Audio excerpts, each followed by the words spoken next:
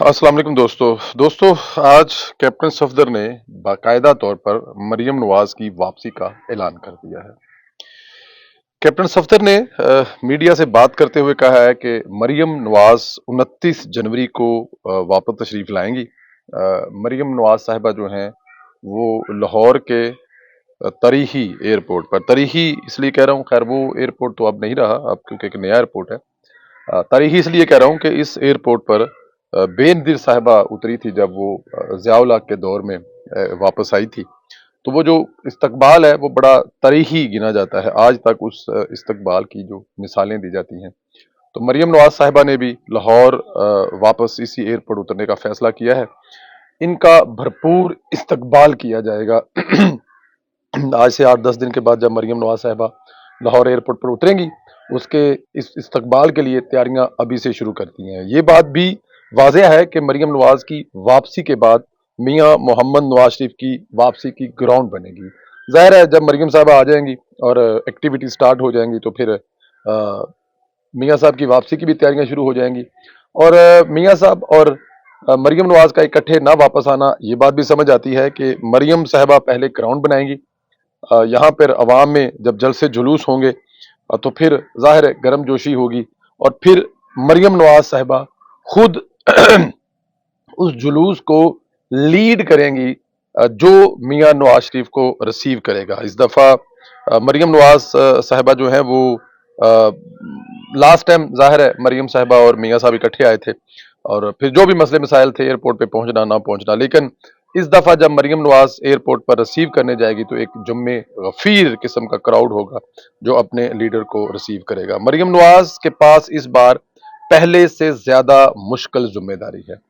इस दफा मरियम नवाज को अवाम को यह भी बताना है कि 6 महीने की हुकूमत जो ली उसमें क्या क्या मसाइल हुए, अगर वो ये हुकूमत ना लेते तो क्या होता है। इस महंगाई की लहर के बारे में उनको बताना है कि ये जो महंगाई है ये क्यों हुई है और अगर नून लीग या पीडीएम हुकूमत ना लेती तो मुल्क कैसे तबाह हो जाता।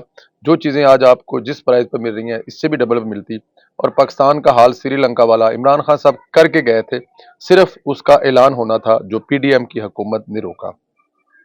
और उसके अलावा जो बड़ा दूसरा चैलेंज उनको होगा वो होगा अपनी पार्टी को रीऑर्गेनाइज करना, क्योंकि इस टाइम मरियम नवाज के जुम्मे पाकिस्तान मुस्लिम लीग नून को दोबारा 2000 बल्कि आप लोगों को पता है जब मियां साहब जेल में थे और मरियम नवाज साहबा पाकिस्तान मुस्लिम लीग नून को लीड कर रही थी, जलसे जुलूस कर रही थी, तो पाकिस्तान की पार्टियों में एक हॉट पार्टी पीएमएलएन थी कि उनका टिकट सबसे हॉट टिकट होता था। ये आप लोगों को अंदाजा है, पता है।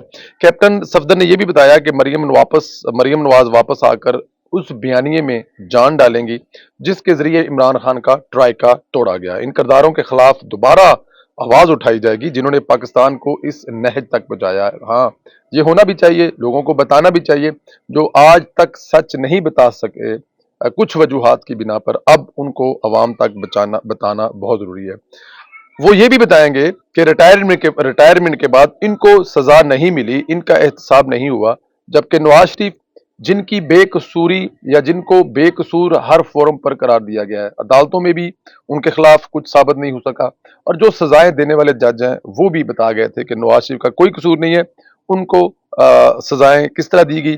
सबसे बड़ी मिसाल शौकत अजीज सिद्दीकी साहब हैं जिन्होंने पहले से बता दिया था कि उनकी 3 साल की मेहनत ज़ाया हो जाएगी अगर नवाज शरीफ को सजा ना मिली। तो ये तमाम सजाएं अभी तक बरकरार हैं और जो दूसरी तरफ हैं वो आपके सामने हैं। मरियम नवाज ऐलान करेंगी कि पाकिस्तान के खिलाफ साजिश कहाँ पे हुई, साकिब निसार किन के हाथों खेला और किन जजों ने पाकिस्तान को इस स्टेज पर बताया। इसमें कोई शक नहीं मरियम नवाज की वापसी गेम चेंजर साबित होगी, बिल्कुल होगी, क्योंकि इन पनामा जजों के किरदारों पर रोशनी डाली जाएगी और जनरल फैज समेत बाकी मोहरों के एहतसाब की बात होगी। ये नहीं हो सकता कि आप मुल्क को इस हाल में, अब देखें, जो मैं फिर दोबारा अगर वहीं से शुरू करूं कि जब 2016-17 का पाकिस्तान था उस वक्त पाकिस्तान में क्या नहीं था। पाकिस्तान का नाम दुनिया में तरक्की करने वाले मुल्कों में सबसे टॉप पर था। अगले 5-10 साल के बाद पाकिस्तान दुनिया की 18वीं, अब दुनिया में 200 से ज्यादा ममालिक है तो उनमें से 18वें नंबर पर पाकिस्तान की इकॉनमी जा रही थी। जीडीपी डॉलर एक जगह पे खड़े था। मैं कुछ ऐसे बिजनेस में इन्वॉल्व था जिसमें हमें पाकिस्तान से डॉलर खरीदना पड़ता था। डॉलर की एक ही रेट था, 100 रुपया, दैट्स ऑल। تو یہ تمام چیزیں جو تباہ کرنے والے ہیں ان چہروں کو سزا ضرور ملنی چاہیے. یہ نہیں ہو سکتا کہ وہ سکون سے زندگی گزارے. پاناما ججوں کے سرغنا جو ہیڈ کر رہے تھے, جو لیڈ کر رہے تھے, ثاقب نثار ریٹائرمنٹ کے بعد ایک سکون کی زندگی گزار رہے ہیں. کسی بڑی شادی بیاہ میں ہمیں وہ نظر آتے ہیں. ملک کی تباہی کے دہانے پر پہنچ چکا ہے اور ثاقب نثار سے کوئی سوال کرنے والا نہیں ہے. آصف کھوسہ, جسٹس گلزار احمد, جسٹس عظمت سعید, جسٹس بندیال, جسٹس اعجاز الحسن, ان کرداروں کو بھی یاد رکھا جانا چاہیے. ان کے کرداروں کو ضرور ننگا کرنا چاہیے. جسٹس عظمت سعید کے پی ٹی آئی سے رابطے کسی سے ڈھکے چھپے نہیں ہیں. اور پھر میں اس سے بھی تھوڑا سا آگے جاؤں گا. جو مطلب ہم لوگ یہ ویلوگ کرنے سے پہلے ڈسکس کر رہے تھے تو میرے ذہن میں ایک بات آ رہی تھی, تو میں کہہ رہا تھا کہ میں وہ بھی بات کروں گا کہ خالی ان کو نہیں, ان کے گھروں میں جو بیٹھی مستورات ہیں, جن کی کہتے ہیں کہ جن کی وجہ سے عمران خان کو یہ سب کچھ حلوہ بنا کے دیا گیا, ان کے بھی نام سامنے آنے چاہیے. ان خواتین کے بارے میں پتہ چلنی ہے کون ہے وہ جو اپنے باپ کو, کون ہے وہ جو اپنے ہسبینڈوں کو, اور کون ہے جو اپنے بھائیوں کو مجبور کرتی ہیں کہ جی آپ چھوڑیں, ملک تباہ ہوتا ہے تو ہونے دیں. ہینڈسم کی حکومت برقرار رہنی چاہیے, آپ لوگوں نے ہینڈسم کا ساتھ دینا ہے. تو ان ججوں اور ان جرنیلوں کے ساتھ ساتھ ان خواتین کے نام سامنے لانے چاہیے. اس شرم اور اس پردے سے نکلنا چاہیے. بہت ہو گیا. پاکستان کو تباہ کرنے میں جتنا ہاتھ ان خواتین کا ہے نا, شاید ان استعمال ہونے والے مہروں سے زیادہ ہاتھ ان خواتین کا ہے جو عمران خان کے سحر سے نہیں نکل سکی تھی اور ان کی وجہ سے یہ ملک تباہ ہوا ہے. آصف سعید کھوسہ وہ جج تھا جس نے نواز شریف کو گاڈ فادر قرار دے کر نااہل کیا, لیکن آج تک عدالتی تاریخ میں یہ فیصلہ درست ثابت نہ ہو سکا. جج ارشد ملک نے اس کی تمام حقیقت اپنی زندگی میں ہی بتا دی تھی, اس میں کوئی شک نہیں ہے. جج ارشد ملک نے وہ تمام حقیقت اپنی زندگی میں بتا دی تھی, اس میں تو کوئی نہیں ہے. جسٹس اعجاز افضل کی اصلیت کو کیپٹن صفدر سے بہتر کون جانتا ہے. وہ دنیا کو بتا بتا کر تھک چکے ہیں. اس وقت مانسہرہ میں بہت بڑا قبضہ گروپ ہے. مانسہرہ سے 2 MNA مطلب کہ ہوتے ہیں, جن میں ایک کیپٹن صفدر کے بھائی رہے, اس سے پہلے کیپٹن صفدر ہوتے تھے, اور سردار میں سردار یوسف صاحب. میری دونوں سے ملاقات پچھلے ویک ہوئی. وہ بتاتے ہیں کہ ایسے تباہی کا قبضہ گروپ ہے یہ جو جسٹس اعجاز افضل خان ہے کہ آپ سوچ بھی نہیں سکتے. مطلب کروڑوں روپے کی آبائی, فرض کیا کہ یہ جو جناب ان کی کیپٹن صفدر کی زمین ہے وہ ان کے والد صاحب نے خریدی ہوئی ہے. وہ کیپٹن صاحب نے نہیں خریدی, والد صاحب نے زمین خریدی ہے, اور وہ کروڑوں روپے کی جگہ ہے. مطلب 2.5-3 کروڑ روپے کا ایک کنال جگہ ہے, اور وہاں پہ ان لوگوں نے قبضہ کر لیا. اب اندازہ کریں, اس جیسے اگر کیپٹن صفدر جو کہ سابق وزیر اعظم کے داماد ہیں ان کی جگہ پہ قبضہ کر لیا, تو سوچے عام لوگوں کی جو بیوائیں ہیں, جو جن کے بچے چھوٹے ہیں, یا کوئی دوسرے لوگ ہیں, وہاں پر جسٹس اعجاز نے کیا کیا ہوگا. لیکن کیپٹن صاحب بھی جو ہے نا وہ بھی ان کو ہر جگہ پہ ننگا کرتے ہیں اور دنیا کو بتاتے ہیں کہ یہ کتنا بڑا قبضہ گروپ ہے. کیپٹن صاحب کا ایک جو بہادر پن ہے نا, وہ کیپٹن صاحب کو سرخرو کرتا ہے, اور یہ جو قبضہ گروپ ہے ان کا جو چہرہ ہے وہ کیپٹن صاحب جو ہے وہ ہمیشہ کی طرح دنیا کے سامنے ضرور لاتے رہے. جی دوستو, درمیان میں اذان ہو گئی تھی تو اس کے لیے بریک لینا ضروری تھا. میں بات یہ کر رہا تھا کہ ضروری ہے کہ جنرل باجوہ, جنرل فیض, ثاقب سے تمام ان کرداروں کو کیفر کردار تک پہنچایا جائے, اس بیانیے کو جاری رکھا جائے.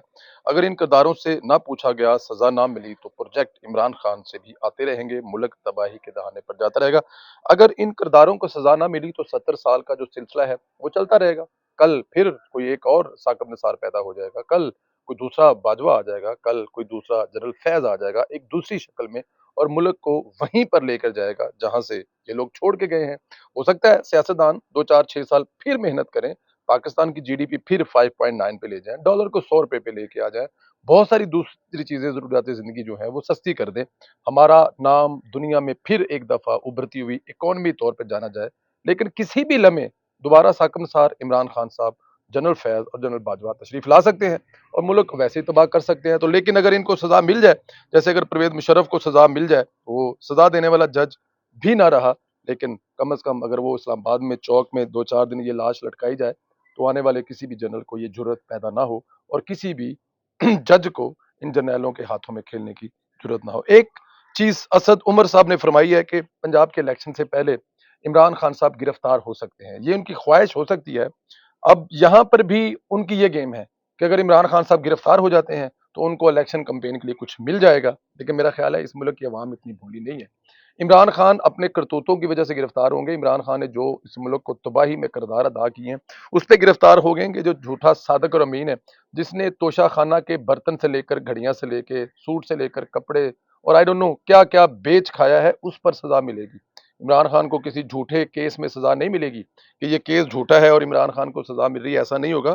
عمران خان کے خلاف چاہے وہ بی آر ٹی ہو، چاہے وہ مالم جبا ہو، چاہے وہ ہیلی کاپٹر کیس ہو، چاہے وہ فورن فنڈنگ والا ایک دھماکہ خیز کیس ہو، جو بھی کیس عمران خان کے اٹھائیں گے، وہ کیس میں عمران خان کو جو سزا ملے گی وہ سچ پر، حقیقت پر مبنی کیسوں پر سزا ملے گی۔ تو اس لیے اسد کیسر صاحب، آپ یہ خواب دیکھنا چھوڑ دیں کہ اگر عمران خان صاحب گرفتار ہو گئے اور آپ لوگ جو جگہ خالی ہوگی اس پر قبضہ کر لیں گے اور پارٹی کو اپنی من مرضی سے چلائیں گے، اور پھر لوگوں کو یہ بتائیں گے کہ عمران خان صاحب کی گرفتاری پر لوگوں سے ووٹ مانگنے جائیں گے، اور عمران خان کی جو اس وقت حالت ہے وہ لوگوں میں جا کے کیش کروائیں گی، تو ایسا کچھ نہیں ہونے والا۔ اس ملک کی تباہی کا ذمہ دار عمران خان ہے، یہ پوری دنیا جانتی ہے، پاکستان کا بچہ بچہ جانتا ہے۔ تو اس لیے اب عمران خان صاحب کو کسی قسم کا کوئی کسی قسم کا کوئی ہمدردی کا ووٹ نہیں ملنے والا۔ خیال رکھیں، اجازت دیں، خدا حافظ دوستو۔